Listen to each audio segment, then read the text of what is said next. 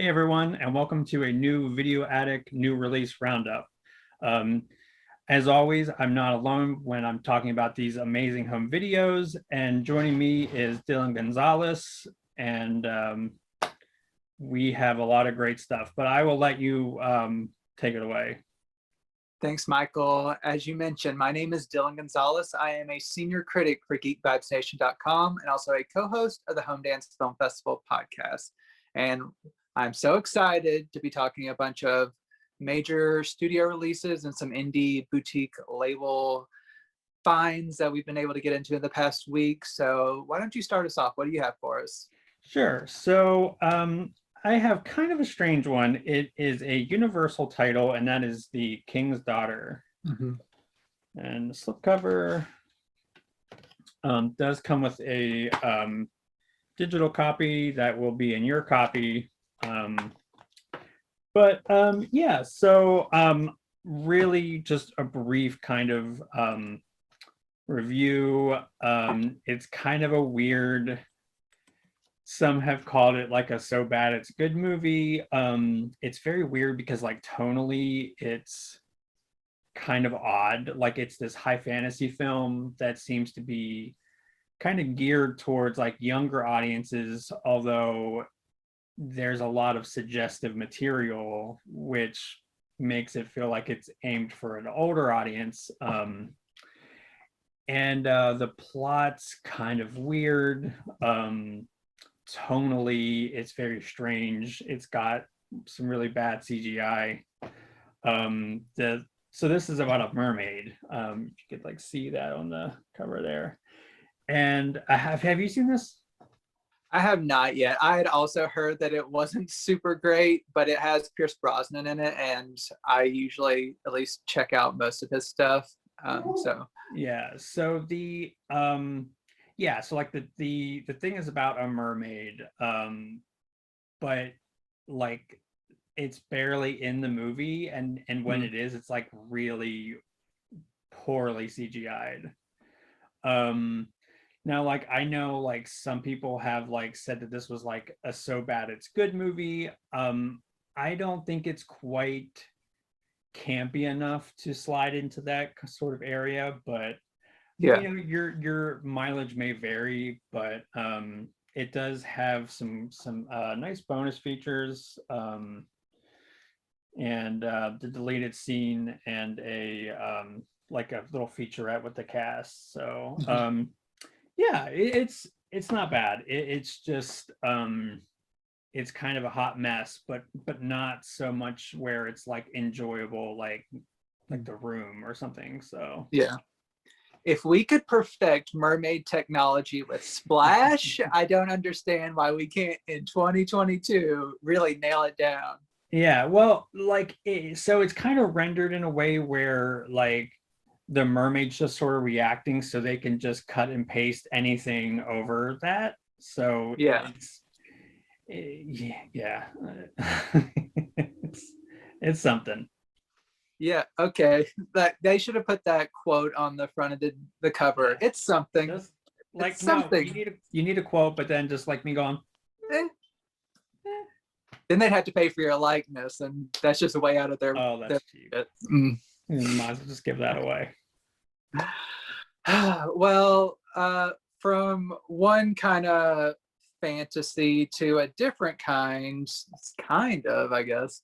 I'm dealing with the new Scream Factory release of Night Creatures from Hammer Films, which some may remember when I talked about Nightmare a couple months ago.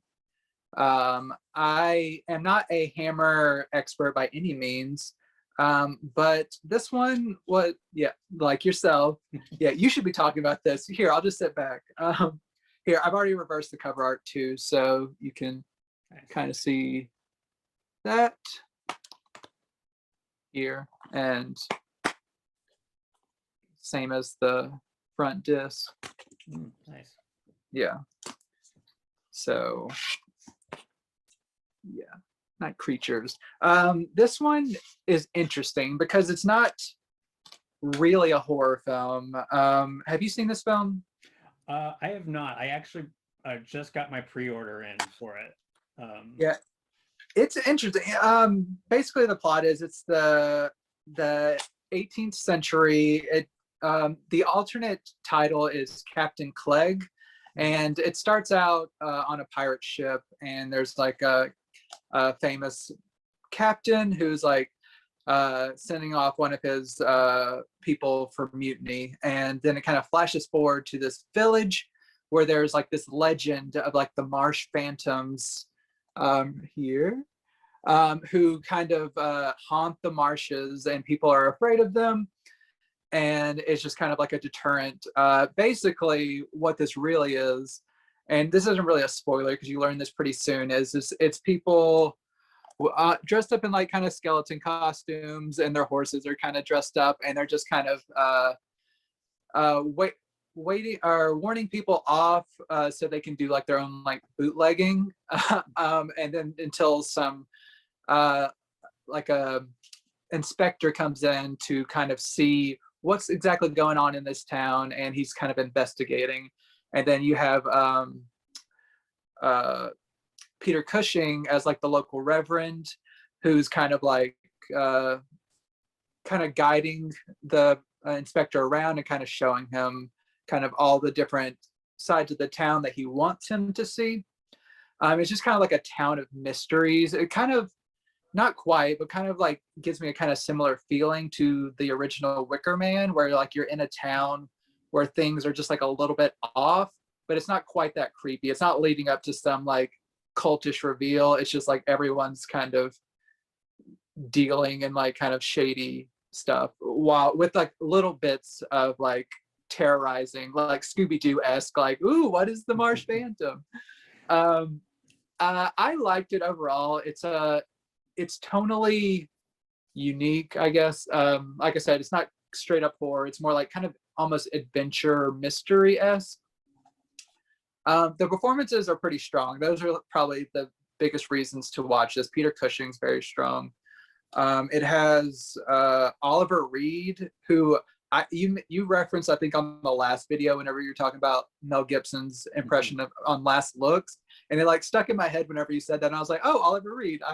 Because I'm not, like I said, I'm not as big of a fan and as knowledgeable in that genre as you are. So you're edifying me. You're making me like know these people more. And so yeah, there's some good acting. The visual effects, what little there are, like not like visual effects, but like just like the horse riding sequences and stuff. The way they are filmed, this is from a new 2K scan of the Inner Positive, and for the most part, it looks good. It's not like pristine like I felt Nightmare was. It's still kind of like a little bit rough looking, but I think it's because a lot of this material is kind of filmed outdoors, and it's just kind of, the grain gets a little bit thick, like especially at night and when they're trying to, like, they're on the marsh. So it's not like the most pristine transfer, but like all the damage has been cleaned up, but it's still kind of like a fine sheen of grain, like natural film grain, which is nice, but it's just like, don't have your expectations in check with this, basically. There's a lot of great special features. There is a 22-minute interview with Kim Newman where he talks about the movie. There's another 28-minute piece on Peter Cushing, which like fans will like of Peter Cushing will really like love. And then a 32-minute making of on the movie, along with some other like trailers and radio spots and all that good stuff. They're like, this is a really good release from Scream Factory. It was previously just released as part of like a Universal like 8-pack of Hammer titles, I believe. So it's nice to just have this title get its time to shine and not be kind of lost in the sea of Hammer titles, because there's so many. But yeah, Scream Factory, they did a really good job. The movie itself, not my favorite Hammer film that I've seen, but it's an entertaining watch if you are a fan of that studio. Nice. Yeah, I actually pre-ordered that because the poster was really rad and I was going to get it anyways. So I got it just before the poster sold out. Oh, awesome. And yeah, I got that and Paranoiac. I pre-ordered both of those with the poster, and I'm like, thinking that's going to be a weekend watch. But yeah, that sounds really cool. And it's funny when you said Scooby-Doo, because whenever you were describing the plot, I was thinking very much sounds like a Scooby-Doo episode. Mm-hmm. And I also kind of dig like really small sort of like paranoid towns, like you said, Wicker Man. Like that also kind of makes me think of like Mario Bava's like Kill Baby Kill, which is so excellent. Kind of has that like cult horror, creepy town, small village vibe. So my next one is probably as like mainstream as you can get, and that is Woo! Yeah, so The most popular movie of the last several years. right. So yeah, so here's the back. It has some really great features. Really like, again, I really want to just say from the offset, like, good on Sony for like providing a lot of cool extras and not just dumping this out. Like there's the inside. This does come with a digital copy that's not in there right now. Yeah, I really like the movie. It's going to be a super brief review, just because like I don't want to give anything away. I know there was like some major cameos that were already kind of spoiled, but I think there are some really cool surprises. The action's great. The pacing is it just clips right, to one really awesome sequence to the next. And I really enjoyed it. Like it's maybe like not one of my like favorite Spider-Man movies, but it's definitely up there. And again, it's just like it's so excellent. And I'm again, I don't want to give too much away, but it definitely hints at some other stuff coming in the pipeline, which I'm really excited for. Have you seen this yet? Yeah, I had to like spring for the digital version before the Oscars because I had to be a completist, and it was nominated for visual effects. So I did see this. I did really enjoy it. I think maybe once the fervor dies down of like the excitement of everything that happens in the movie, people will probably also say that's not the best Spider-Man movie. I think it relies just a little bit too much on fan service. Like there's a lot of fan service. Yeah. And I wish there would have been slightly more originality compared to just like bringing stuff we love from the past back. But that being said, I cannot deny I had a lot of fun, and that finale is a blast. And it's probably one of the more satisfying MCU moments in the last several years. It's just, I just wanted a little bit more something new, but I still really enjoy it. That's my minor critique. Yeah, no, that's very valid. And I can't even like disagree with that, because I think that's like so spot on. It's definitely a movie that if you want a nice sort of nostalgic blanket, like of a movie, I feel like that's kind of how I would describe this. But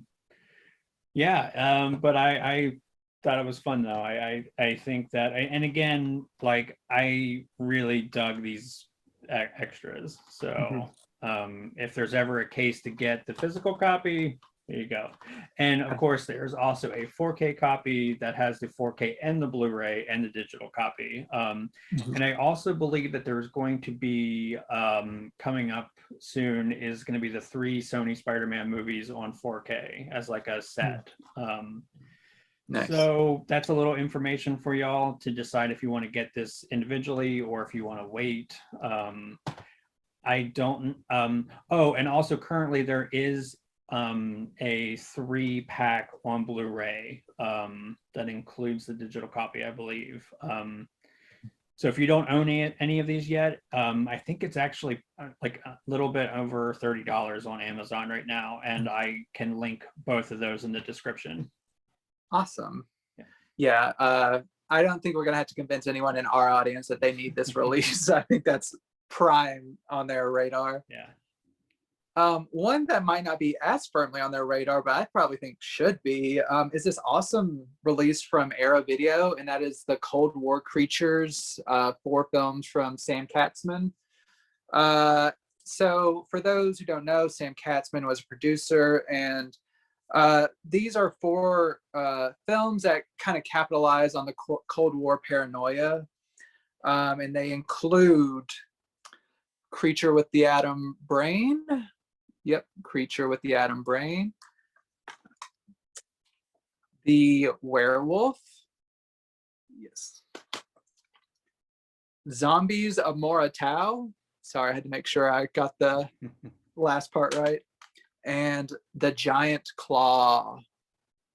And I will try to go fairly quickly through these. I enjoy all of them, and like all of the different ways they tie into like that Cold War paranoia. The first film, Creature with the Atom Brain, here, I'll show you the reverse art. It involves a local mobster who hires like this mad scientist person to reanimate his thugs in order to like carry out some of his crimes. So it's like kind of like a zombie-esque film, but there's another zombie film in here, but just like a mindless reanimated person who is attacking people and killing them, and trying to figure out ways to stop this scientist who keeps bringing back people who can. The thing is, he can control these people remotely, so he can like tell them what to do. So it's a pretty interesting film. I had a fun time with all of these. The next one is The Werewolf here, and it is basically a traditional werewolf tale, but this one involves like a person who's been in an automobile accident, who is given like a treatment that they're hoping to test out for like to deal with some of the nuclear fallout, and it ends up turning them into a werewolf. And it's kind of like a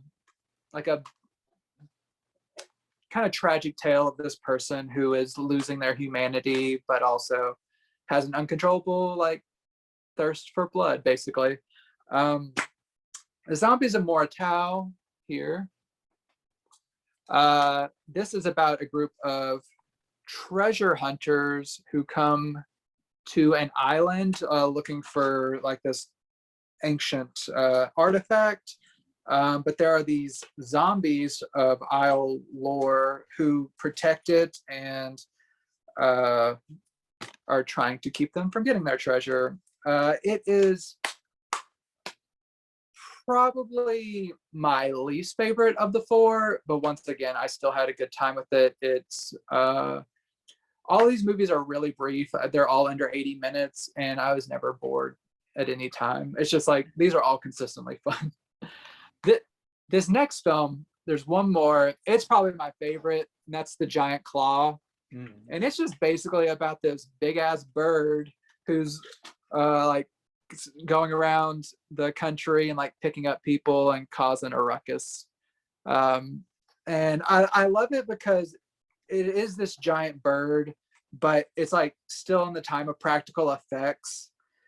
And I just love practical effects. So I just seeing this huge, like, it looks kind of like a buzzard almost. It's really disgusting looking, but it's a lot of fun. Nice. Yeah. I want to just highlight a few things about the set. All 4 films in this set have been remastered. They all come with an intro by historian Kim Newman that runs about usually 12 to 15 minutes. There's a 75-minute documentary on Katzman, which is really thorough and has a lot of great information. Commentaries for all the film, visual essays, and other like little featurettes. It's a really great set, and if you're a fan of kind of like the kind of schlocky, cheesy, like sci-fi features of like the 50s and 60s, this one's a really good one to pick up. Nice. A cool little bit of trivia. There's actually a song called Creature with the Atom Brain, and it is based on the movie. Oh, cool. If only we had the rights to like play it under this. Yeah. Okay. So it's Rocky Erickson. And yeah. It's called Creature with the Atom Brain, and I love it. It's such a great song, but they like use like sound clips from it, but I think that they like it's not exactly like clips from the movie, but like they recreate clips in the song. So yeah, that's look that up because it's pretty awesome. Yeah, no, I actually had there was a DVD set with all those. Oh, cool. So yeah, like the Giant Claw is like a Thanksgiving tradition that I watch. I love that. I want to introduce that in my household now. There you go. Yeah. I because I love like turkeys on Turkey Day. So yeah, absolutely. So yeah. Mine, this flows actually kind of nicely because mine is also kind of a weird, obscure thing, and that is Girl on a Chain Gang. Ooh. And so here's the inside. So it doesn't come with reversible art, but it does have this. Oh. Yeah, that's kind of cool. And then it has a booklet. And so this is from Film Detective and Something Weird Video. And you know, I think it's safe to say here we are definitely big stands of both Film Detective and Something Weird Video. We haven't really featured anything Something Weird Video. I don't think ever. Maybe this might be a first, but yeah, it's got some cool features. There's a little bit of the back. So the movie itself is pretty weird. It's basically almost following a theme of like weird small towns. This kind of fits in with that too. You know, it's this like kind of dirty, scummy small town, and there's like these you know, a couple guys and a girl that like come through this town, and they get like railroaded through the like through their like court system over something kind of ludicrous. And you know, it takes a whopping hour and 10 minutes to actually get to a chain gang scene also, just so you know. How long's the runtime? Yeah, I mean, listen, it's like a 95-minute movie, so you don't really get a lot of chain gang action. But I will say it's like if you kind of like these schlocky exploitation films, this definitely fits the bill. I don't know if it's one that I would like watch a lot. Like I definitely love these kind of movies. Like one of my all-time favorite sort of really low budget exploitation films is like She Freaks, which Something Weird actually just put out on Blu-ray not too long ago. And that movie is, most people would think is really bad, but I kind of have a soft spot for. So you might like this too. I mean, the title is definitely misleading. I mean, but it is like very sleazy. It's very uncomfortable. There's times when they use some slurs that isn't great, but I think it kind of adds to that really uncomfortable sort of vibe that it's going for. And yeah, it's almost like cartoon level though at times, but the movie is so sort of like 1 foot out of reality that it kind of works in its favor. So yeah, if you I mean, I feel like you will be able to tell if you would want to see this from the cover. It's sadly not that titillating though, as the cover might lead you to believe. But yeah, it's just cheap fun. So Yeah, I'm glad to know whenever you think of sleazy and uncomfortable, you picture my face. That's nice. Dillon will like this. What you gonna do? I want to take us off world for this next one. I am tackling another Arrow Video release, and that is their release of Dune. Not the new Dune, the original Dune from David Lynch.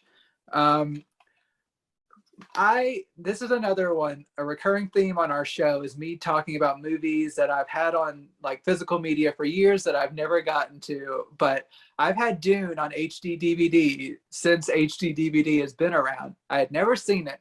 Finally got to Dune. Finally. Wow. Thank you, Arrow. I got to it. And yes, it does have some reversible cover art, which there is a steelbook edition that is pretty like pricey, but I think most would probably say it's worth it with that cover art. And this is the standard edition. There was also a limited edition that was put out originally. I did not get that version, but I do have this one disc version, and there is still a lot to love on here. So for the movie itself, you covered the new version of Dune on one of our first Video Addicts together. And I actually saw that one before this one, which I think really helped me in appreciating this one because I knew what the hell was going on, and I'm not sure if I would have otherwise. The one thing I think is really interesting about this movie is there are large portions of the movie, whereas that one that you reviewed, the new one, covers like the first half of a book. This has the entire story, and I still don't feel like things were spoiled for me. But there are large parts of the movie where they are just like quickly narrating what's going on and trying to explain the plot. So like in like a 2-minute segment, they'll just have like a narrator just like hitting beat by beat, like this is what you need to know is going on. And I'm like, well, I guess that's helpful for an audience when you can like trying to adapt an unadaptable book. But seeing that new version helped me, like at least for the first part. I'm like, okay, I know what's going on. Some of the effects are pretty cheesy, like whenever Paul is training at the beginning and his little protective armor, like it's not armor, but it's like a force field. Like the visual effects in this are wild. I think they should have just not tried to do like early like CGI blocks over them. It kind of looks like Tron. I think it would have just been better if they would have pretended there was like a force field around them. That being said, David Lynch, he's a very interesting filmmaker. The visuals on this are insane. Like some of the antagonists, like their makeup and just how they're like realized on a visual level is really interesting. But it's an interesting failure of a movie. And if you have a soft spot, this 4K looks really nice. It's like has a really warm orange feel throughout, and it's like really pops off the screen in Dolby Vision. And it has the original 5.1 soundtrack along with a 2. Stereo soundtrack. It has a 2 commentaries and a 40-minute archival doc. There's other little featurettes and trailers and everything. It's a really great release. Like I said, this film isn't for everyone, but if you like love David Lynch or like have a soft spot just for this like crazy adaptation of Dune, this is the best release I think you're probably ever going to get of it. Arrow Video did a really great job, and it's a unique one. That's all I can say. It's a very unique movie, and I actually think having such low expectations over the years, I enjoyed it probably more than I would have otherwise. Yeah, and it has space pugs, so yep, that's true. Yes, how can you not love that? Yeah, so I thought it would be kind of cool to cover something that was a documentary, and it is from Kino and Greenwich Village, which is Mal. And this is about, this is really neat because I really didn't know anything about this. So this is about a pretty legendary designer named Bruce Mal, and it just tells about his like life and like these amazing design projects that he like. I don't want to give too much away, but like there's some things that he tried to do on a design level that is truly global in like a actual like literal like sense. um and it's pretty wild, but Bruce Mao is such a really interesting and engaging subject, and he really does a really good job of like bringing the subject to life. I'm not really into graphic design, but I thought it was so interesting, and you know, it's a great documentary when it can pull me in, and I don't necessarily like know the subject that well. So even if you think like, well, that doesn't sound really that intriguing, I think it actually, I mean, it really is. It's there's no features on it, but here's a little bit of more of the back, and yeah. Had you heard of this or seen this? I know it was Yeah, I had heard of it because I had gotten some press emails about it whenever it came out theatrically. Unfortunately, I yeah. wasn't able to cover it, but I'm a big documentary fan, and also like even if I don't know the subject, like some of the best documentaries that I've seen, I had no idea what the subject was going in, like the behind the scenes particulars. But I actually just watched one right before we started recording. But I am very intrigued by this because I like design and everything. And there was like a documentary from Kino last year called MC Escher Journey to Infinity, which is really wild if you're like an Escher fan, which I'm all about. So I'm interested in this one. Yeah. Again, it does find a really good way to like pull you in, and like some of these projects he worked on like was really mind blowing. Like I said, I don't want to give anything away, but it's like just you know, when I think of design, I think of something very simple, but the stuff that he was trying to do was just on like a next level of a next level.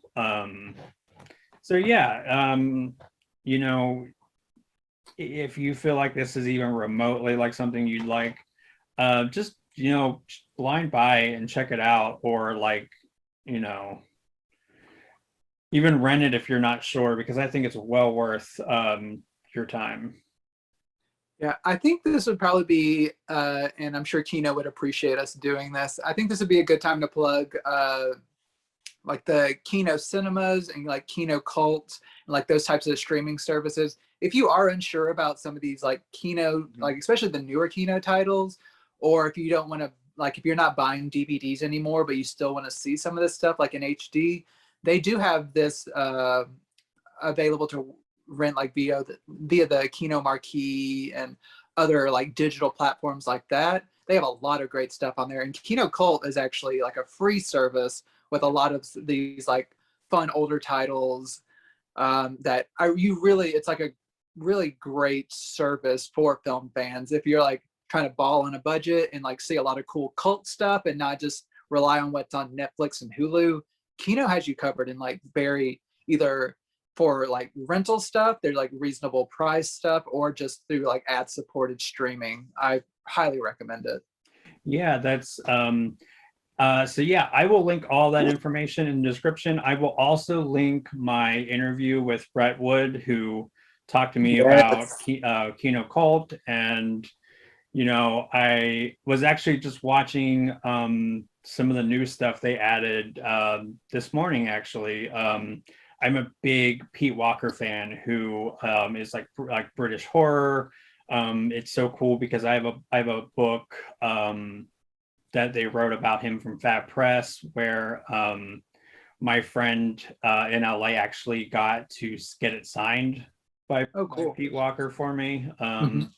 which was so cool. But you know, they have a ton of his movies. They just added a new Jean Rollin movie, some other incredible stuff.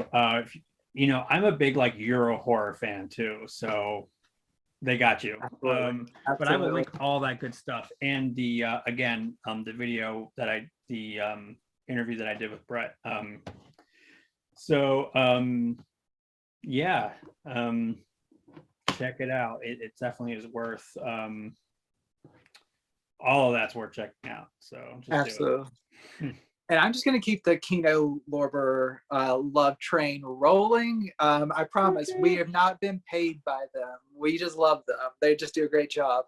I'm doing 2 Kino Classics titles. I have Fast Charlie, the Moonbeam Rider, which I think is a really fun title, and Strange Bedfellows. I'm going to start with Fast Charlie, the Moonbeam Rider. This has stars David Carradine, who I first learned about as a youth from Kill Bill, but he's been in a ton of stuff. And it also co-stars Brenda Vaccaro, who probably most famously from Midnight Cowboy. I recently saw her in the original Supergirl film, which was a lot of fun. I had seen, like, right after I watched this, I was like, I just saw her in Fast Charlie.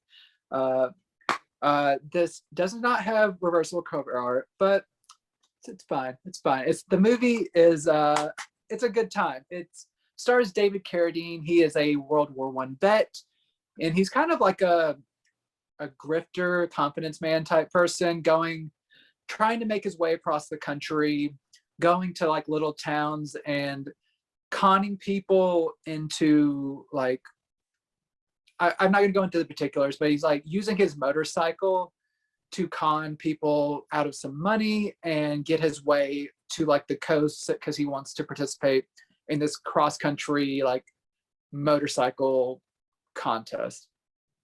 Along the way, his scheme kind of gets interrupted by the character played by Brenda Vaccaro, who she plays a waitress, and her son kind of get caught up in the ride. And it's kind of like this, it's like a dual tale. One is like David playing this guy who's like trying to get over like his experiences in the war and like trying to participate in this contest. And there's also kind of like a love story with this woman and her son and like trying to get close to them and trying to gauge what type of person he's going to be moving forward. Like if he wants to keep scheming people and like what he wants to get from life, basically. It's a really pretty solid movie. I like I said, I'm a big Carradine fan. It's sad that he's gone now, but if you're like looking to see some more of his like interesting roles outside of like Kill Bill or Kung Fu, this one is really interesting. And it does come from a new 2K master. Looks pretty nice. Like it's still a little like nicks and scratches here and there. But overall, like really increased detail. It has a new audio commentary from Eddie Von Mueller and a theatrical trailer. So this is probably like a really solid like drama for adults. Like it's good. And then the other movie, Strange Bedfellows, starring Rock Hudson and Gina Lollobrigida. There we go. My pronunciation on this show is infamous. You, a couple of weeks ago, longtime viewers may know, you talked about a movie called Man's Favorite Sport, also with Rock Hudson, which I've viewed since then. And I apparently fell in love with Paula Prentice, but that's a whole different subject. Strange Bedfellows is another Rock Hudson like rom-com. And these two starred in a movie that I believe I reviewed last year or the year before called Come September, also from Kino Classics, which I enjoyed pretty well. This one, it starts out actually, which I think is a nice change of pace, with these two falling in love within like the first 2 minutes. It like tells their story about how they like fell in love like a whirlwind romance, and then they soon after they got out of their honeymoon period realized they could not stand each other. And they've gotten married, but they don't get divorced. They just kind of separate for like 10 years until like later Rock Hudson gets into a predicament where he needs to impress his boss by like seeming like a stable family man. And there's a scheme cooked up to get back with his estranged wife. And throughout, you're like, there's always like this underlying passion between them that's drawing each other to one another, but they also drive each other crazy. So it's that kind of movie. And she's like on the verge of getting married to a new person herself, and antics, antics, antics, antics, of course. I This is just like a light, frothy movie from like the 60s, yet 65. So if you like kind of like those light, airy movies, if you like if you like Rock Hudson, if you like kind of his like low key kind of Cary Grant-esque qualities, you'll like this movie. If you don't, if you're not interested in that at all, it's not like the pinnacle of the cinema or anything. It's just like a very solid rom-com from the 60s with Rock Hudson. Yeah. It doesn't come with a new like scan or anything, but it's actually like a really solid older master, because Universal, they performed like a lot of scans in like the early 2000s that still hold up pretty well, and it doesn't seem like there's been a lot of like DNR or anything like that. So Light Come September, this is just like a solid baseline scan, and it's another commentary track from Eddie Von Mueller, so he's been busy. But yeah, I like both those movies. Yeah, that sounds awesome. Yeah, so my next one actually is also, it's a Kino classic title, and it is a Farewell, and it is Robert Siodmak, and here's the back, and no reversible art as well. So again, people that are fans of the show will know that I recently covered another film by Siodmak from Kino Studio Classics, which was The Devil Strikes at Night.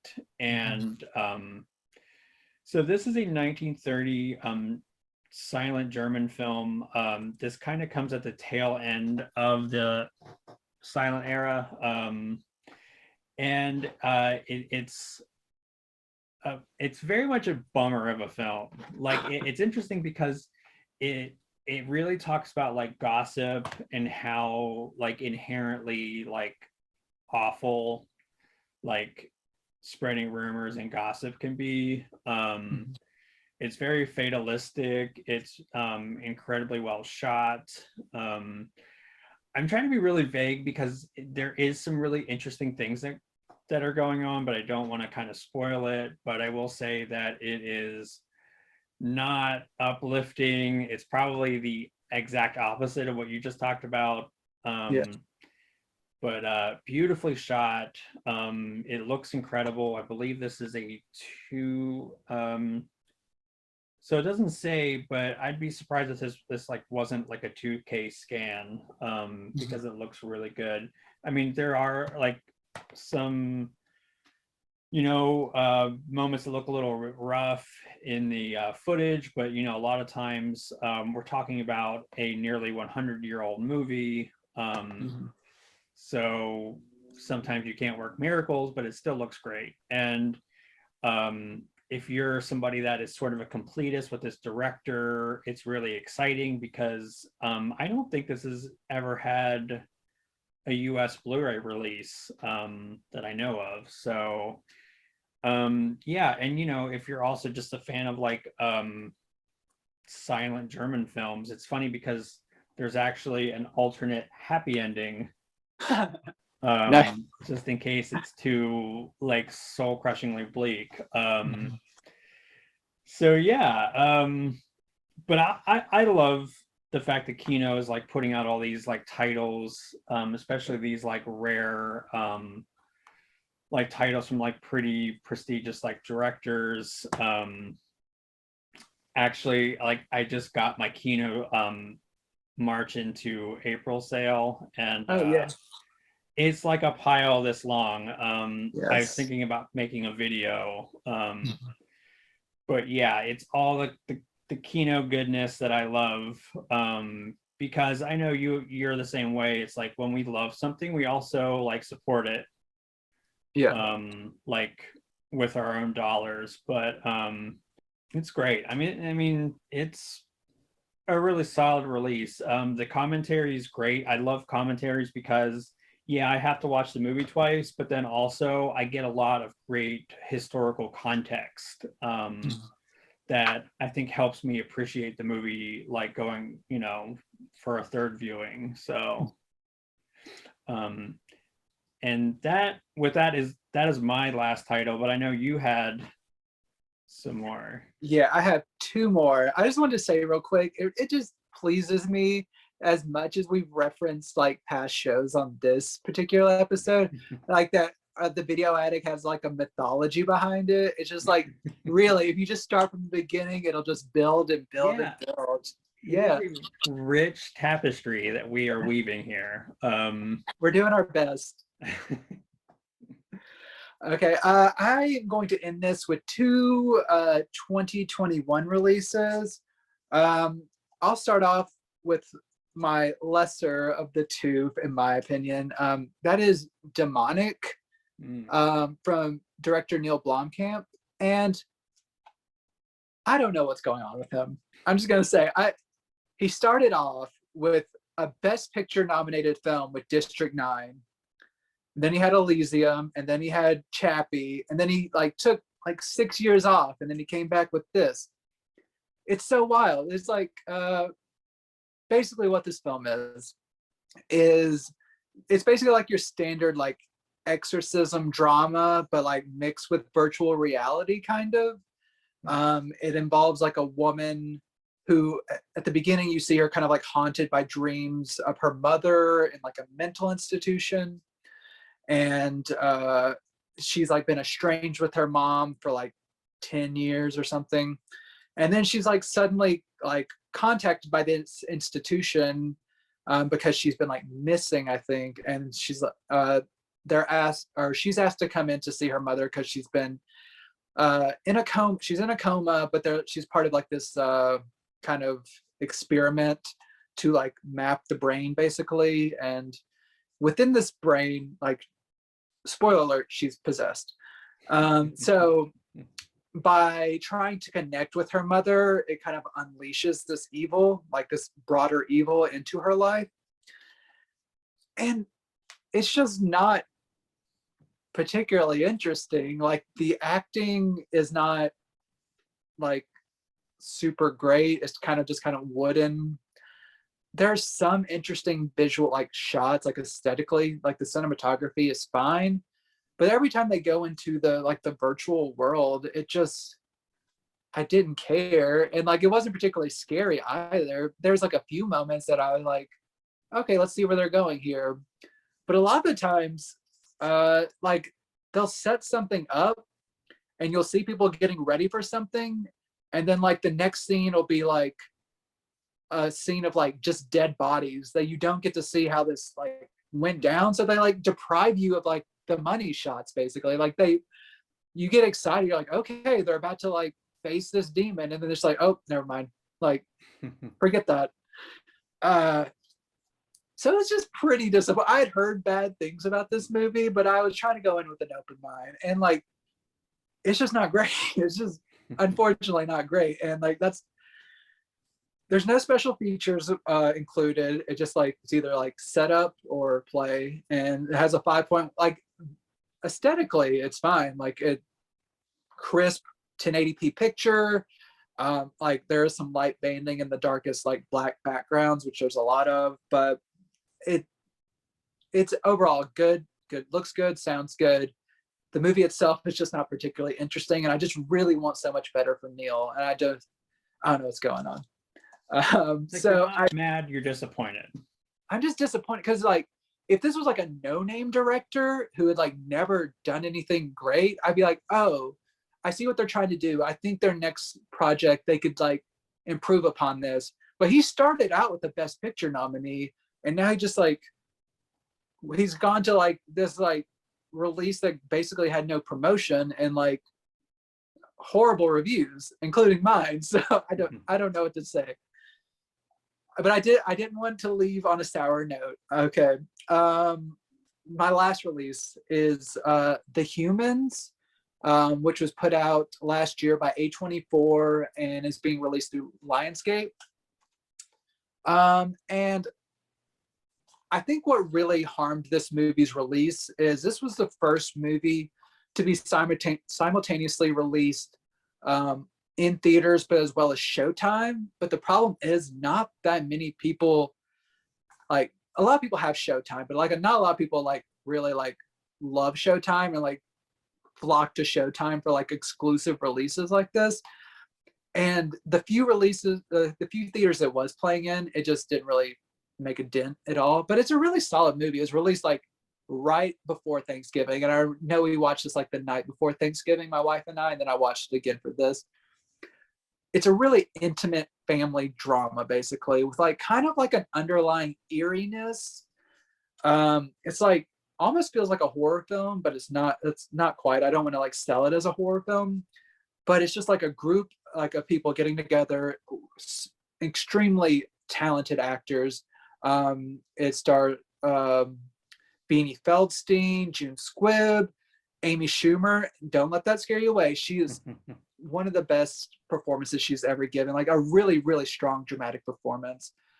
Richard Jenkins, Jane Hudashell, who won a Tony for this role on Broadway. So like this is adapted from a play by Stephen Karam by the play's creator, and who also provides, Stephen Karam also provides the commentary track, which is really like packed with information on this. But it's just like a family drama. Also Stephen Yeun's in it from Minari and The Walking Dead fame. I don't want to leave him off after naming everyone else.